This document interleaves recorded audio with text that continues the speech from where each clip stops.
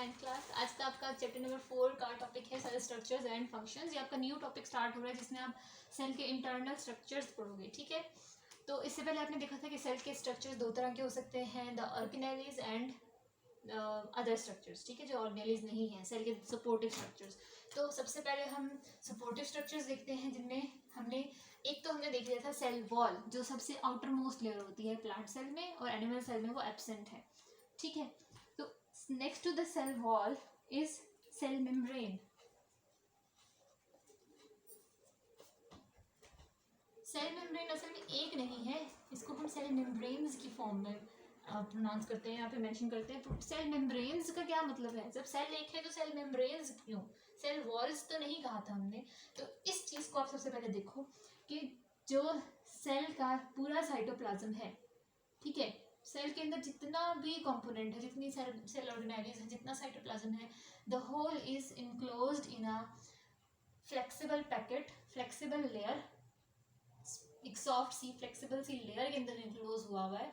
That layer is called the plasma membrane, जिसने cytoplasm को cover किया, जिसने पूरे सेल को एक कंपार्टमेंट में क्लोज करके रख दिया है, ठीक है। That membrane is called plasma membrane, ठीक है। और ये जो सेल के अंदर न्यूक्लियस होता है,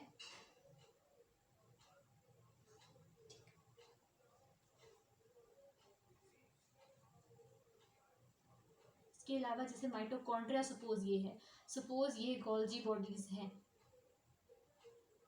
ठीक है। इसी तरह सपोज यहाँ पे और ऑर्गेनिजम्स हैं, जो भी ऑर्गेनेलीज हैं, ठीक है। तो जितनी भी सेल की ऑर्गेनेलीज हैं जिनके ऊपर मेम्ब्रेन है, वो सब, उन सब मेम्ब्रेन्स को भी सेल कलेक्टिवली सेल मेम्ब्रेन्स कहते हैं। असल में ये प्लाज्मा मेम्ब्रेन और ये सेल की जितनी भी ऑर्गेनेलीज की मेम्ब्रेन है, ये सब एक ही नेचर की हैं, ये सारी की सारी एक ही टाइप की बनी हुई हैं। They all are called cell membranes. Plasma membrane and the membrane of the organelles are collectively called the cell membranes, cell की मेम्ब्रेन्स, ठीक है। तो इसमें से आपने सेल मेम्ब्रेन को सिर्फ यही कंसिडर नहीं करना, या आउटर मोस्ट लेयर को कंसिडर नहीं करना। Outer most layer is called the plasma membrane, ठीक है। तो हम जनरली सेल मेम्ब्रेन्स का स्ट्रक्चर देखेंगे क्योंकि सारी मेम्ब्रेन्स एक जैसी होती हैं, सही। तो अब हम देखते हैं सेल मेम्ब्रेन को हम डिफाइन कैसे करेंगे। The membrane which encloses the cell structures, ठीक है, simply.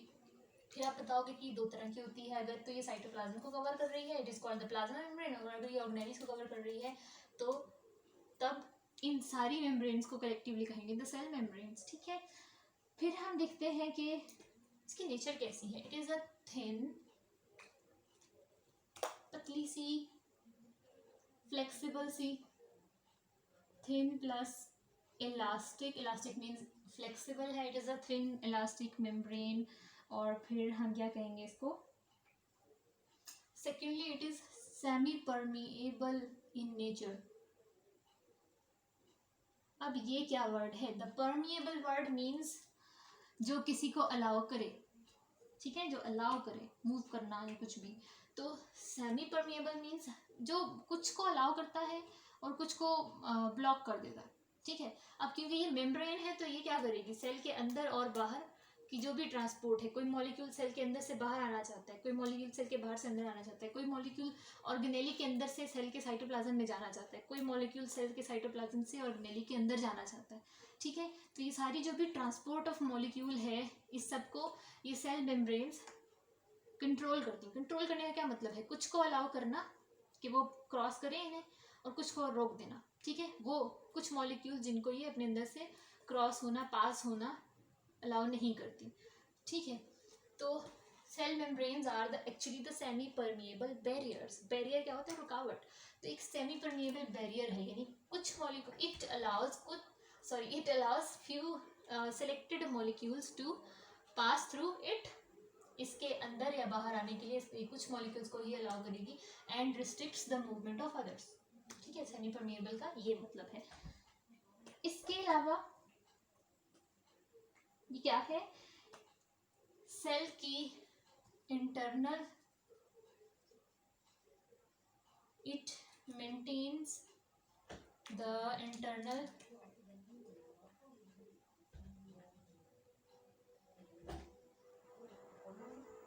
Composition of cell, cell के अंदर जो भी चीज़ें हैं उन्हें कॉन्स्टेंटली सेल का पार्ट रहना चाहिए, ठीक है। फ्यू मॉलिक्यूल्स इसमें से लीव कर भी जाएं तो कोई बात नहीं, ओवरऑल सेल का जो साइटोप्लाज्म की कॉम्पोजिशन है, ऑर्गेनेलीज हैं, वो सब सेल के अंदर रहनी चाहिए। अगर मेम्ब्रेन्स ना होती तो क्या होता, सेल के साइटोप्लाज्म में से वो जो जितनी भी ऑर्गेनेलीज फ्रीली स्विम कर रही हैं, वो ऑर्गेनेलीज क्या करती, वो सेल से बाहर निकल सकती थी, ठीक है। तो सेल मेम्ब्रेन का काम क्या है, सेल के इंटरनल एनवायरनमेंट को कांस्टेंट करके रखना, उसको मेंटेन करके रखना, ठीक है।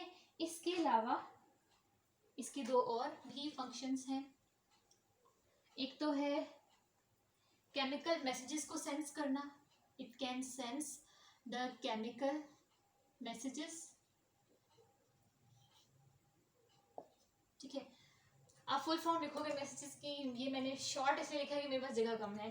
Sense cell through cell membrane a cell can detect or identify a chemical message sent towards it। कहीं से भी किसी भी सेल के एनवायरनमेंट में से, एक्सटर्नल एनवायरनमेंट में से एक केमिकल मॉलिक्यूल आएगा। सपोज ये एक मॉलिक्यूल है, ठीक है, ये एक सेल है और ये उसकी प्लाज्मा मेम्ब्रेन है। ये मॉलिक्यूल आके प्लाज्मा मेम्ब्रेन को पे अटैच होगा, बिल्कुल ऐसे ही जैसे हमारे डोर पे कोई नॉक करता है तो हमें पता चलता है कि कोई आया है बाहर, ठीक है। इसी तरह ये सेल मेम्ब्रेन के ऊपर आके अटैच होगा। सेल मेम्ब्रेन के ऊपर स्पेसिफिक साइट्स होती हैं जहाँ पे ये अटैच होगा, ठीक है। वो साइट्स डिटेक्ट करेंगी कि ये स्पेशल केमिकल आया है, इट मीन्स कि ये हमारे लिए एक मैसेज है, ठीक है। तो ये सेल के इनसाइड जितना भी कंट्रोल सेंटर है, जो भी है, ठीक है, उसको ये मैसेज भेजेगा that there is a message जो हमें कहीं से रिसीव हुआ है, ठीक है। हमें एक्सटर्नल एनवायरनमेंट से एक मैसेज रिसीव हुआ है, ठीक है। तो जितने भी केमिकल मैसेजेस हैं वो सब कौन सेंस करता है, the cell membranes. Cell membranes उनको सेंस करती हैं, आइडेंटिफाई करती हैं कि हमारे इर्द गिर्द ये वाला केमिकल प्रेजेंट है, ठीक है।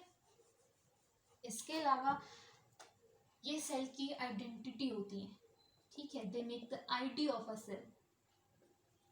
यानी सपोज करो ये एक सेल है, इसके क्लोज ये एक दूसरा सेल है, ठीक है। तो जब ये दोनों सेल एक दूसरे के इन कांटेक्ट आएंगे तो इन दोनों की प्लाज्मा मेम्ब्रेन्स में कुछ की जो कॉम्पोजिशन होगी, जो भी, ठीक है। सपोज मैं इसको ब्लैक डॉट से शो करती हूँ, ठीक। अगर तो जो कॉम्पोजिशन इसकी मेम्ब्रेन की है, जो इसके ऊपर स्ट्रक्चर्स हैं, जैसी इसकी मेम्ब्रेन है, इस सेल की मेम्ब्रेन भी वैसी ही है, बिल्कुल एग्जैक्ट कॉपी है इसकी, तो इट मीन्स कि ये समझेगा हाँ ये सेल तो मेरी ही बॉडी का सेल है, यानी जिस सिस्टम का मैं पार्ट हूँ ये सेल भी उसी सिस्टम का पार्ट है, ये मेरे जैसा सेल है। This cell recognises the other cell as self, ठीक है। ये सेल्फ के तौर पे उसको आइडेंटिफाई करेगा that cell is also the self, means ये हमारी ही बॉडी का पार्ट है, ठीक है। हम दोनों एक ही सिस्टम का पार्ट है, ये उसको अपने जैसा आइडेंटिफाई करेगा। लेकिन अगर कोई सेल ऐसा है जिसके सेल मेम्ब्रेन के जो स्ट्रक्चर्स हैं वो इससे डिफरेंट हैं, तो ये सेल उसको आइडेंटिफाई करेगा दैट न्यू सेल जो इसके कांटेक्ट में आया है, it has different composition of cell membrane. उसकी सेल मेम्ब्रेन मेरी मेम्ब्रेन से तो नहीं मिल रही, उसके ऊपर तो कुछ और केमिकल्स हैं, मेरे ऊपर तो कुछ और है, ठीक है। उसके ऊपर कुछ और स्ट्रक्चर्स हैं, मेरे ऊपर कुछ और स्ट्रक्चर्स हैं। इट मीन्स कि वो उसको एज आउटलायर, कोई फॉरेन पार्टिकल के तौर पे उसको आइडेंटिफाई करेगा कि ये तो कोई और है, ये हमारी बॉडी का पार्ट नहीं है, ठीक है। इसकी कॉम्पोजिशन, इसकी सेल मेम्ब्रेन के ऊपर जो भी इसकी आइडेंटिटी मेंशन है, जो भी कॉम्पोजिशन है, वो हमारी बॉडी वाली नहीं है, हमारी बॉडी में ऐसे सेल्स नहीं होते, ठीक है। तो फिर क्या होगा, ये आइडेंटिफाई हो जाएगा that it is a foreign particle, ये कोई एजेंट है, ये बीच में घुस आया है, ठीक है। तो इमीडिएटली क्या किया जाएगा, इस सेल को, ये सेल बॉडी को अलर्ट कर देगा कि there is a foreign particle जो एंटर हो गया है, ठीक है, डिटेक्ट हुआ है कोई फॉरेन पार्टिकल। तो फिर क्या करेगा, सारे सेल्स आकर इस सेल को किल कर देंगे, ठीक है, ताकि ये क्या ना कर सके, कोई इन्फेक्शन, कोई डिजीज कॉज ना कर सके, ठीक है। इसी तरह जब भी हमारी बॉडी के अंदर कोई भी बैक्टीरिया, कोई भी दूसरा माइक्रो ऑर्गेनिज्म एंटर करता है, तो सबसे पहले हमारी बॉडी के डिफेंस सेल्स आके इसको आइडेंटिफाई करते हैं कि ये कौन है, थ्रू इट्स मेम्ब्रेन, ठीक है। मेम्ब्रेन पे जो भी केमिकल्स हैं उसके थ्रू उसको आइडेंटिफाई किया जाता है कि ये हमारी बॉडी का पार्ट है या नहीं। अगर आइडेंटिफाई हो गया कि ये हमारी बॉडी का पार्ट नहीं है, मीन्स हमारी सेल मेम्ब्रेन से तो ये मैच नहीं हो रहा, तो इट मीन्स ये कहीं और से आया है, ठीक है। तो फिर इसको फौरन से क्या किया जाए, किल किया जाए इसे, ठीक है। सही, तो सेल मेम्ब्रेन अब से समझ आ गया होगा। अब हम देखते हैं सेल मेम्ब्रेन का स्ट्रक्चर किस तरह का होता है, ठीक है। जैसे सेल वॉल में हमने देखा था कि सेलुलोज होती है और ये सब, तो अब हम देखते हैं सेल मेम्ब्रेन का स्ट्रक्चर किस तरह। तो सेल मेम्ब्रेन का स्ट्रक्चर असल में एक मॉडल के थ्रू, फ्लूइड मोज़ेक मॉडल के थ्रू एक्सप्लेन किया गया है। ठीक है, द फ्लूइड मोज़ेक मॉडल का मतलब है वो मॉडल जो कि वो इमेजिनरी पिक्चर जो कि सेल मेम्ब्रेन के स्ट्रक्चर को डिस्क्राइब करती है। ठीक है, तो इसमें क्या होता है, हम देखते हैं सेल मेम्ब्रेन में 3 चीज़ें होती हैं बेसिकली। मेजर जो होती हैं, जो मेजर कॉम्पोजिशन है, it is made up of lipids fats होते हैं। ठीक है, लिपिड्स एंड प्रोटीन्स। ठीक है, और माइनर में आप कह सकते हो कार्बोहाइड्रेट्स। ठीक है, कार्बोहाइड्रेट्स शुगर्स होती हैं। ठीक, तो सेल मेम्ब्रेन की कॉम्पोजिशन क्या है, majorly it is made up of lipid and protein and there are some carbohydrate molecules also associated with the cell membranes. ठीक है, किस तरह से अरेंज हुए होंगे, कैसे एक दूसरे के साथ ये ऑर्गेनाइज हुए होंगे, जो according to fluid mosaic model the cell membrane is actually a lipid bilayer. Bilayer means it is a double layer of lipid. तो हम ड्रॉ करते हैं इसे। सपोज ये मैं ड्रॉ कर रही हूँ, ये एक लिपिड का सेल है, ये लिपिड का मॉलिक्यूल, सेल नहीं मॉलिक्यूल, ये लिपिड एक केमिकल है, ये सेल का लिपिड का एक केमिकल है। तो मैं ऐसे करके इसको ड्रॉ करती हूँ।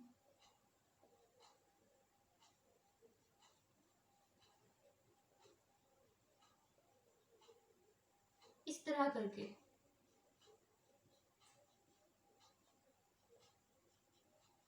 ये तो मैंने एक लेयर बनाई है। ठीक है, सपोज अगर ये सेल है ना, तो मैं इतना सा पोर्शन आपको दिखा रही हूँ। ठीक, ये बनी इसकी आउटर लेयर, जिसमें सेल लिपिड के जो हेड्स हैं वो बाहर की तरफ हैं और उनकी जो बाकी जो इनकी टेल है वो अंदर की तरफ है। ठीक है, इसी तरह एक लेयर ऐसे बाहर होगी और एक लेयर उसके अंदर होगी, ऐसे। सही, लिपिड बाइलेयर का मतलब पता चला, एक लेयर ऐसे बाहर है और एक उसके अंदर है। तो अंदर वाली लेयर बनाते हैं वो कैसे है, उसमें इस तरह से लिपिड के हम लिपिड मॉलिक्यूल का हेड अरेंज करते हैं इस तरह। ठीक,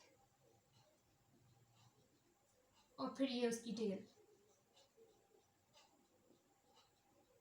ऐसा क्यों होता है ये भी आप याद रखेंगे। ये जो लिपिड मॉलिक्यूल है ये असल में फैट मॉलिक्यूल है और फैट कभी भी वाटर में डिसॉल्व नहीं होता। ठीक है, तो सेल के अंदर और उसके बाहर, सेल के साइटोप्लाज्म में और एक्सटर्नल एनवायरनमेंट में वाटर प्रेजेंट होता है। तो अगर जो लिपिड मॉलिक्यूल है उसका हेड इज इनसॉल्युबल, ठीक है, it is insoluble in water, जबकि ये जो है ये वाटर से अट्रैक्ट होता है, टेल इसकी वाटर से अट्रैक्ट होती है। तो लिपिड जो है वो लिपिड मॉलिक्यूल्स एक डबल लेयर में, एक दूसरे के इनवर्ट फॉर्म में डबल लेयर में लिपिड मॉलिक्यूल्स ऐसे अरेंज हुए होते हैं और कंप्लीट सेल मेम्ब्रेन इस तरह से बनती है। ठीक है, ताकि जो वाटर रिपेलेंट साइट है वो हमेशा वाटर को फेस करे।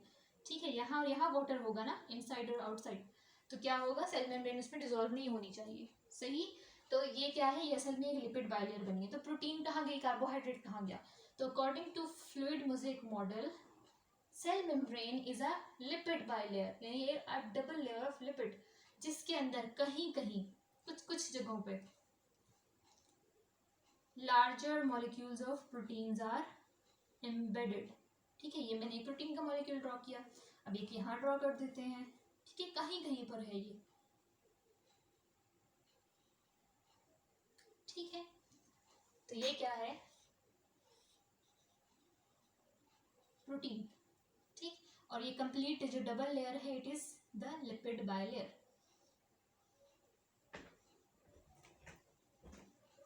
Bilayer means a double layer of lipid. ठीक, तो according to fluid mosaic model cell membrane is a lipid bilayer and larger protein molecules are embedded in this double layer. ठीक है, इसके बीच में कहीं कहीं पे प्रोटीन मॉलिक्यूल्स भी अटैच होते हैं। ठीक है, इसके इनसाइड पे है, सरफेस पे अटैच नहीं है, इसके अंदर है। ठीक है,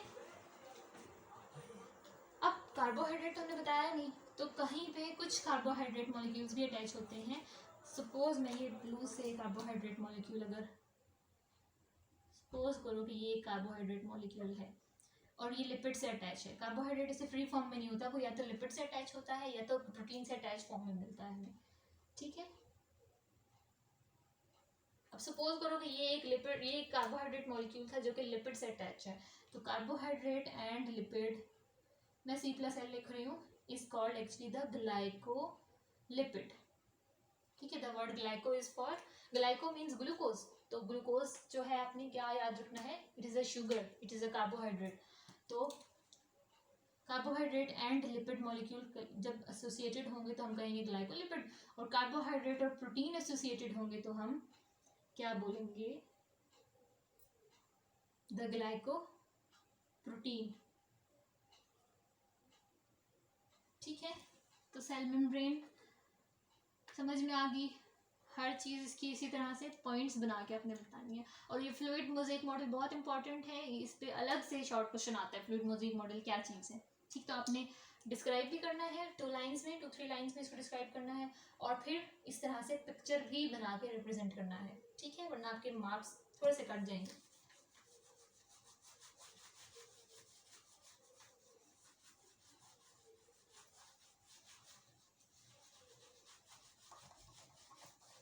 ये तो थी सेल मेम्ब्रेन। अब हम नेक्स्ट देखते हैं द साइटोप्लाज्म, छोटा सा टॉपिक है साइटोप्लाज्म।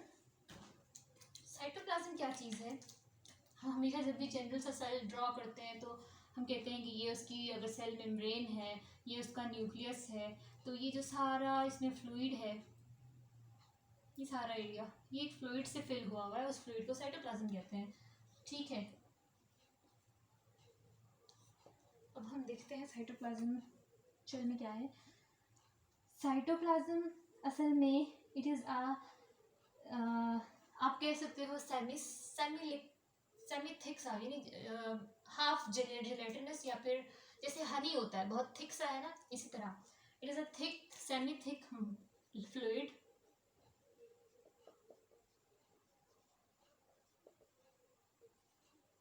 जिसके अंदर all cell organelles are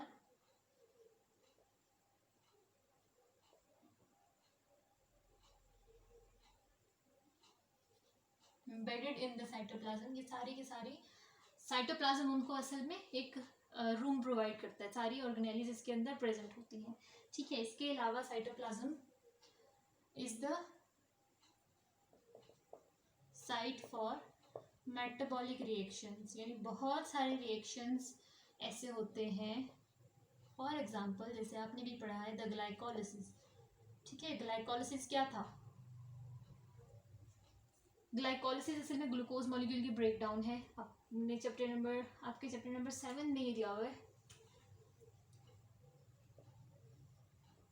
तो ये ऐसा रिएक्शन है जो कि साइटोप्लाज्म के अंदर ही अकर होता है, ठीक है। तो cytoplasm also allows some metabolic reaction, some chemical reactions to occur inside it, ठीक। इसके अलावा it is a house for organelles, organelles को ये हाउस प्रोवाइड करती है, ऑर्गेनेलीज को मूवमेंट में हेल्प करती है, ठीक है। इसके अलावा ट्रांसपोर्ट ऑफ मॉलिक्यूल्स करती है, जैसे एक ऑर्गेनेली से दूसरे ऑर्गेनेली तक एक मॉलिक्यूल पहुंचाना है तो साइटोप्लाज्म के थ्रू वो मॉलिक्यूल वहां से वहां तक ट्रैवल करेगा, ठीक है। इंटरनल ट्रांसपोर्ट, सेल के अंदर जितनी भी ट्रांसपोर्ट होनी है वो सब साइटोप्लाज्म के थ्रू होगी। और इसके अलावा क्या होगा, कॉम्पोजिशन देखते हैं इसकी, इसमें क्या क्या है। इसमें मेजर 3 कंपोनेंट्स हैं। सबसे पहला, सबसे ज़्यादा इसका पार्ट जो है वो वाटर से है। सेकंड, वाटर के अलावा इसके अंदर प्रोटीन्स,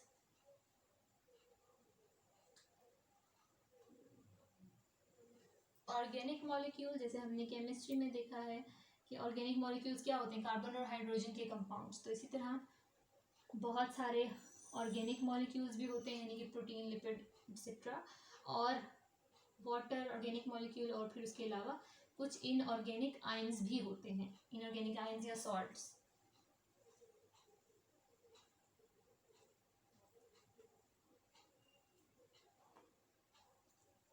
इतना ही है साइटोप्लाज्म, ठीक है।